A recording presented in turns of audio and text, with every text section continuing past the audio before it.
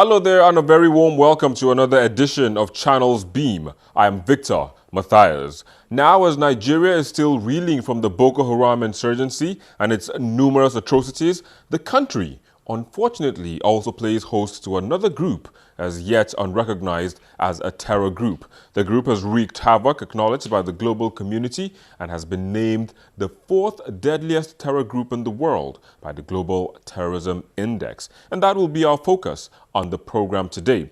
But before then, let's take a look at the trending topics in the past week in the social cyberspace. President Muhammadu Buhari finally signed the 2016 budget after claims and counterclaims by both the legislature and executive arms of government accusing each other of padding the budget.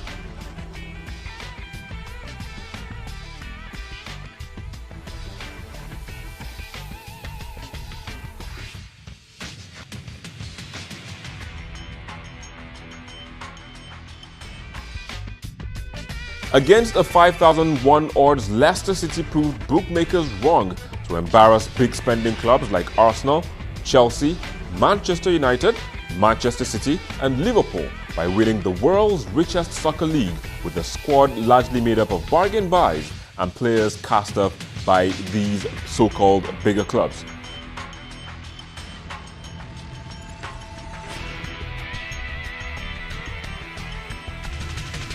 Well, those were some of the major trends in the past week. However, now joining me to look at this issue is first an Africa and Middle East public policy and security expert, Mukhtar and Ian. Thanks for coming on the program. The pleasure is all mine. We also have the CEO of cMapIT, a geocoding startup that is opening up local communities for technological, innovation, Mr. Ni Abiri. Thanks for coming on the program as well. Thanks for having me. Thank you. Well, Mr. Niabiri, let me just start with you now. How do you react to these attacks being carried out by suspected herdsmen in the country? This particular fact had some sort of historical touch. That's one. And two, it's spreading a lot. And the third part is, I think it's something that has gone out of hand, considering the fact that herdsmen are, they create their own routes. That's one part. Then the other part is, I think their own movement or patterns of movement is what our local authorities or local security agencies cannot even understand. Realize that there are threats of their existence in Southwest, and at the same time too, considering the havoc in quote that's been committed in the North Central, we realize that the proximity to or there's a pattern that sort of connects everything to the Northeast. So where my own fear came in is the potentials where the routes that's been created by these attacks or these guys from their movement, I think it creates channels for potential insurgency. So I think from the interview I had last year with you, it was obvious that, or I stated that this was something that was building up. This is a channel that is building up for bigger insurgency that Boko Haram, one way or the other, could sort of penetrate through. You get, so that was my own fears until this started happening. But one way or the other, not like I have links between anything. I'm trying to state that there's a relationship between both, but at the same time, I understand that I think we have bigger issues at hand, and at the same time, too, this new surge in attack and out of hand. Then coming back to my own environment here, which is or my own state here, which is a Yoruba state. Had similar experiences moving through Okyogun. Okyogun is where the Fulanis are. They have lots of communities. They've been there for decades, actually. One thing we do know is a lot of those camps have a lot of people in them. And two things happen. One, those camps need to be sustained. In other words, the people there need to eat. So as a result, what they do is they rustle cattle and they destroy communities. So from a survival perspective, that's that's to be expected. The other challenge is from an ideological perspective. Unfortunately, one of their objectives is to wipe out Christian populations. If we look back to what was happening in places like even Jos, which is in the North Central, at the beginning of the whole challenge with Boko Haram, even before the name actually came into the mainstream, one of the things they were doing actively was going in and wiping out Christian communities. In fact, the atrocities that they are doing now, thankfully, are not as bad as what was happening then, where they would actually lock Christians up in churches and set the whole place ablaze. So the point is, the people who are committing atrocities in the North Central, yes, there are those who are outright criminals. There are people such as cattle rustlers. There are professional troublemakers. There are also armed robbers. But I think the main group of people, the people who are providing the arms, the people who are providing the ammunition, the people who are providing the technical know-how on how to sack a municipality, are people who obviously have some level of military slash paramilitary slash battle experience. And I think most people, unfortunately, come from the ranks of Boko Haram. Now, let's just take a look at the tolerance level in the past and what is obtainable now. Mokhtar, what do you think has changed so far? I grew up in Lagos, even back in the early 80s. I remember vividly traffic being stopped because a group of herdsmen and their cows are crossing the road. Now, it's interesting. I grew up on Lagos. One of the places I grew up on was Lagos mainland in Amukoko.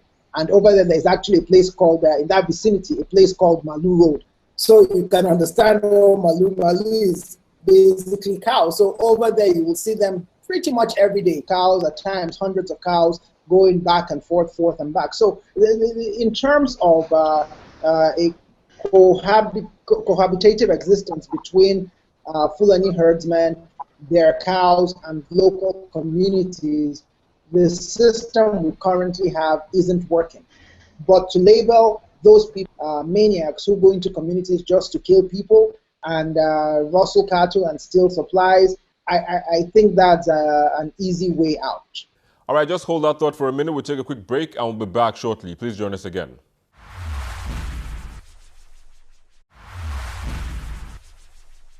Welcome back. Now, let me come back to you, Nii, to get some reactions on your tech company, which is designed to record either attacks or development in communities. What would you say your company has recorded so far in terms of these attacks? Last year alone to this year, we've been able to track well over 300 to 350 data sets around these issues. And one way or the other, we have, I think we have about 95 to 96% accuracies because we've been able to sort of cross-check this particular data sets. And from the pattern that we understood, that we gathered, there are sensitive issues to around this thing that I probably can't see on board. You understand? But looking at, I wouldn't say I know a lot about the culture, the Fulani culture. I'm deep ground-rooted in it. I wouldn't say that yet. But coming back from the perspective that we all see them and the attributions that we all have about them, moving cattle around, moving, how will I put it, grazing and a whole lot of other things and trends and co. We've been able to track points of attacks in all these areas, and at the same time, we've been able to sort of gather incidences around that. Victims, number of victims, some are estimates anyway, number of victims, how will I even put it, frequency of attacks, and a whole lot of other indicators to that are attached. And we keep on doing that. And the next phase of our work around that, for example, when we went to your state, the next phase of our work that I've been in discussion with a few friends is because we couldn't go to all these farms. Fine, I'm not meant to say this, but I'll say it. We couldn't go to all the farms. We're working out a drone technology now that at least from specific points in the likes of Basi, then going to Aguare and some other places, from specific points, we can actually work with rural communities to send drones to the deeper parts of these farms at the periods that these people know that, okay, fine, they could be grazing, to really track these issues and collect our video footages. So that is what we're working on now, that, like the next phase. So the success of this particular model in Okyogun, part of Oyo State, is what will now replicate in other parts of the country, based on funding, of course, but at least we've been able to raise some funds for this particular project in Oyo State, Okyogun, which is basically the pilot. So what we're working on now is we're trying to deploy drones to really track these guys in Okyogun. we'll track them, we'll collect data sets, information, and at the same time, we're able to strengthen our position in this agitation. Basically, looking back, for example, I grew up too in Oyo State, Obomoshiro. I grew up in Okeogun. I've lived in Ishaya before. So these are places that are dominated, at least to an extent, by Fulani herdsmen. You understand? So, talking about the tolerance, I know that for the Fulani herdsmen to be in these areas and settle in these areas for decades, were very tolerant. You understand? And growing up, I know we hired a couple of security men that are Fulani. You get, so that's another cultural engagement around there. They usually sort of guard homes a lot here. But one thing I want Mr. Mukhtar to understand is there's economic development. Things will change. There's rapid urbanization. I will even put it, fine, we're civilized, but at the same time, it doesn't stop. You get, so one way or the other, there's a revolution or there's a change in culture, which I think the Fulani Arts meant to have to adapt to. You understand? So Lagos is a mega city for Christ's sake. And from my experience working with a Lagos state agency, I know they are planned to sort of establish that particular model that engages about 14-year-olds and some other things. So you can't expect a mega city in the making to keep experiencing what it was experiencing 20, 25 years ago. That's one point. Then I don't want to bring in the political angle that has to do with the presidency or some other things. But from our research, I think having militias is something that is quite common to different tribes, different culture. We have OPC for the Yoruba people. When you go to the east, we have the likes of Isakaba, lots and lots of, you understand. So technically, too, you should expect that the Fulani herdsmen too will have their own militia group, which is basically underreported in the news. I think it's interesting that Nii said Fulani herdsmen or Fulani militia, and then he went on to say no one knows who they are, what they are, and so on and so forth. The truth of the matter is everything he said about that is pure speculation. There is no empirical evidence whatsoever to indicate there is a Fulani militia. And if you think about Fulani herdsmen go as far west as Gambia and Senegal, go as far north as Egypt, and go as far south as Central Africa. And yet and still, why is it that the only place where you see these things happening happen to be in areas where we know there is a presence of insurgents from Boko Haram?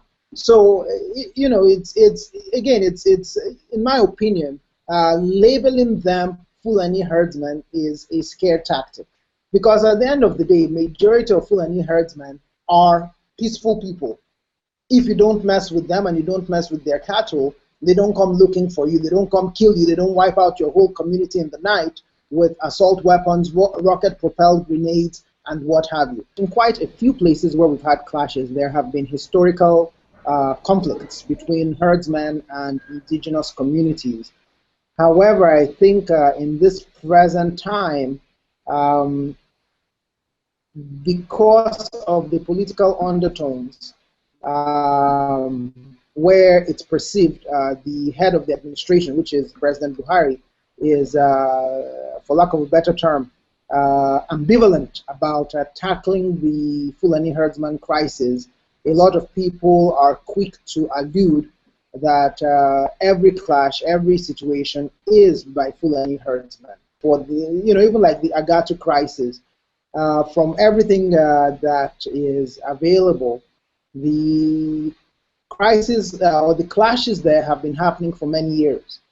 It's not a new 2015 or 2016 development. It's been going on for years.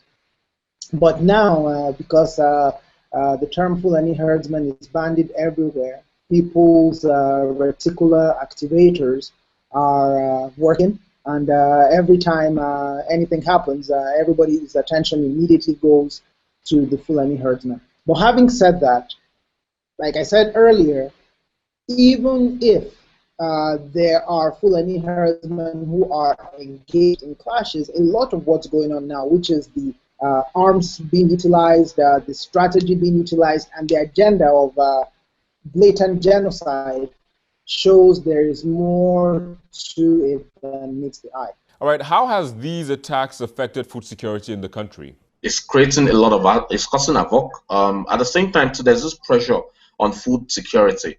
For example, when we went to the Okiogun part of Oyo State, getting onto Ishenyi, I realized that a whole lot of food produce that we all sort of transport down from Jos and Co is being produced in this area. From watermelon to Irish potato to sweet potato to cucumber, a lot of things to in large quantity. But the funny thing is, there was a surge in this production about 2 years ago that the farmers realized that they could produce a lot of things that would bring down from the north. But interestingly, based on this increase in attack or surge in attacks, there's a massive decline again you get in this produce because these farmers can't farm vegetables, go back to depending on what we get from the north, basically. So these are the pressures. There's pressure on food security in this part. I can confidently say that. There's increase in that. There's potentials for that pressure too in the southeast because I know that there's surge in attacks too in the southeast. Which is technically getting out of hand. We've seen Enugu and some other areas. So, all right, just hold your thoughts for a minute again. We'll take a quick break. I'll be back shortly. Join us again.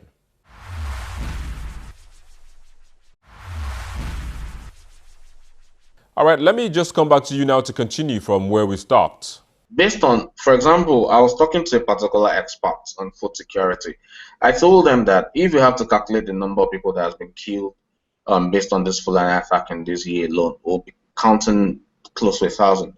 And these are food producing areas, you understand? Let's take Agatsu alone, for example, where they recorded about 400 deaths. So let's sort of now allocate each, how will I even put it? Or let's say we'll measure food production per capita, what each person is contributing to food production.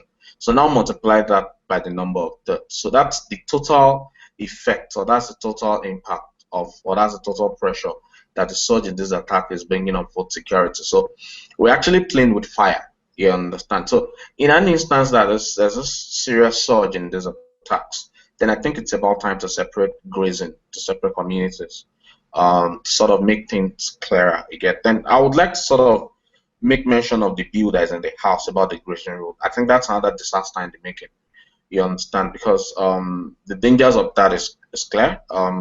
I think cattle rearing is a business. I can't go to where I get cattle now, for example, and collect it for free because the government is a business, it's a profit-making business. So you can't actually sort of feed up a profit-making business on how level put it, on the comfort of the people or the government taxes or the welfare of the people, or you hijack sort of people's land for them. This is a capital. Let cattle owners invest in their cattle rearing. You get? So let them make their profit. So it's just let demand and supply come to play in this. The government can't regulate that particular industry. It's out of their hands. For food security, in terms of the Fulani herdsman issue, I think it's very important that, like Nia alluded earlier, everyone agrees and understands that the business of herding cows is a business. Fulani herdsmen are in business. They are not doing volunteer work for themselves or for the nation. They are engaged in business. If they want to graze their cattle, they need to do what any normal business person does, which is get land and graze them there. If I want to open a poultry farm, for example, I will not open my poultry farm on the Third Mainland Bridge. I'll go find land somewhere and open my poultry farm. If I want to start farming, I'm not going to farm on someone's land. I'll go get my own land.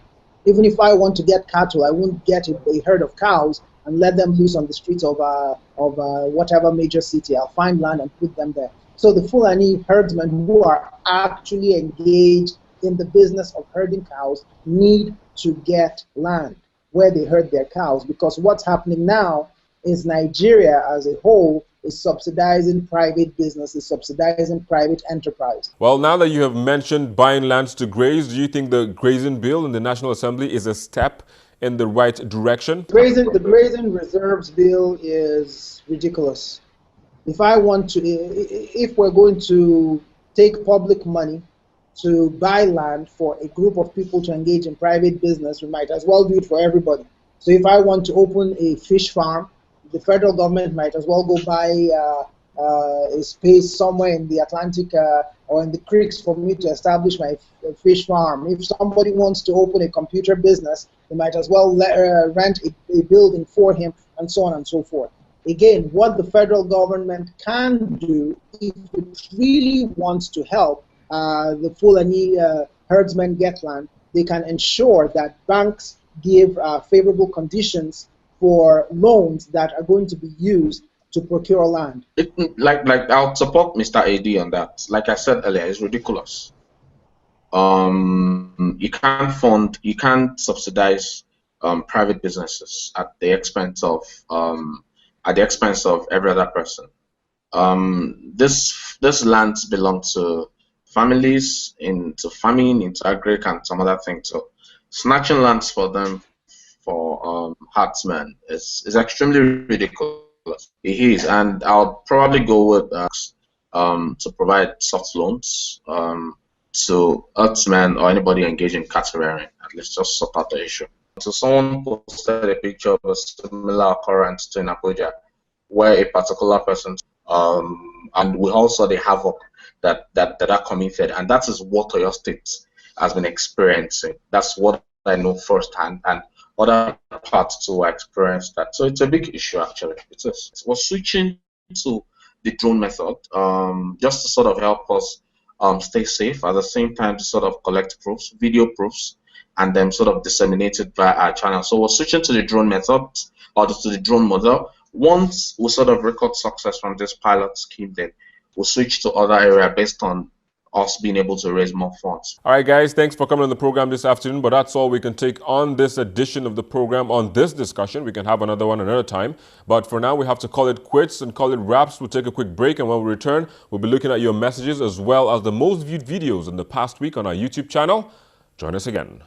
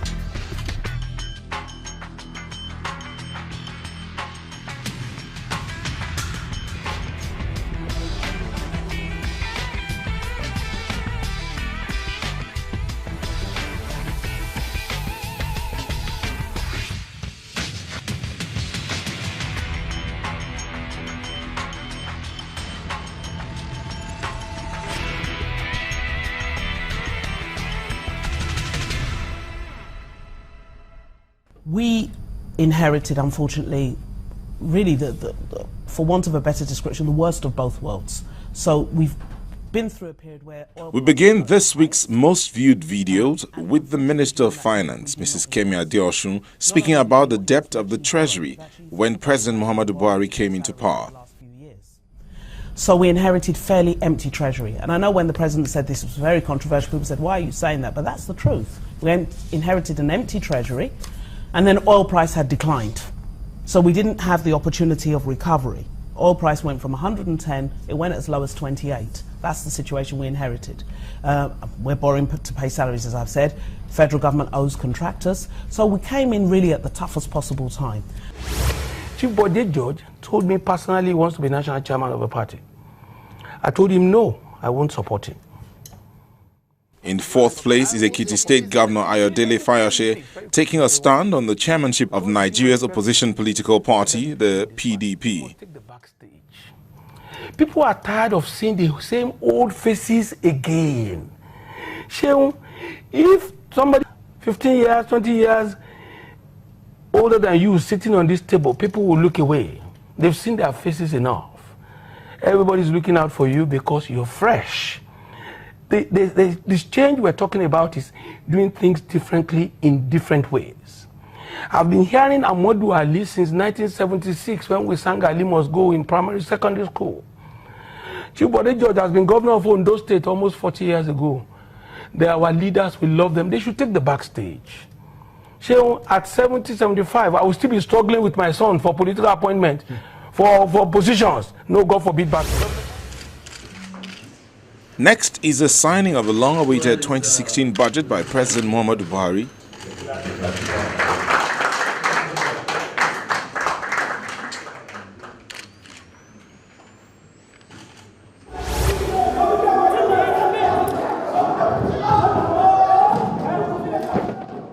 The fracas that ensued in the Nasarawa State House of Assembly comes in the second place.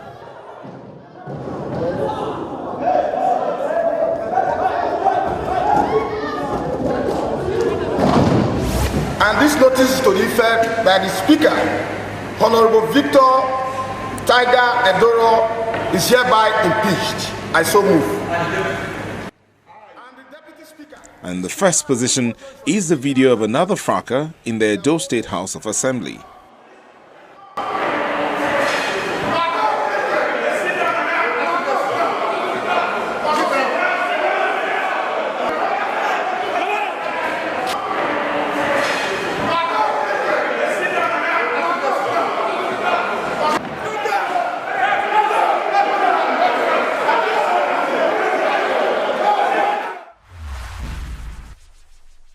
Well, there you go. Those were the most videos that you watched in the past week. It was topped by a fracas in another House of Assembly, just at this time around in a southern state, that's Edo State. However, with President Muhammadu Buhari instructing the army, the DSS and also the police to take all necessary actions to stop the carnage, he has also gone ahead to engage in discussions that will end similar attacks. And Nigerians will now be waiting for this chapter in its history to come to an end. Well, that's where we draw the curtains on the program today. But as always, continue via the social media addresses showing on your screen. Thank you for watching. I am Victor Matthias.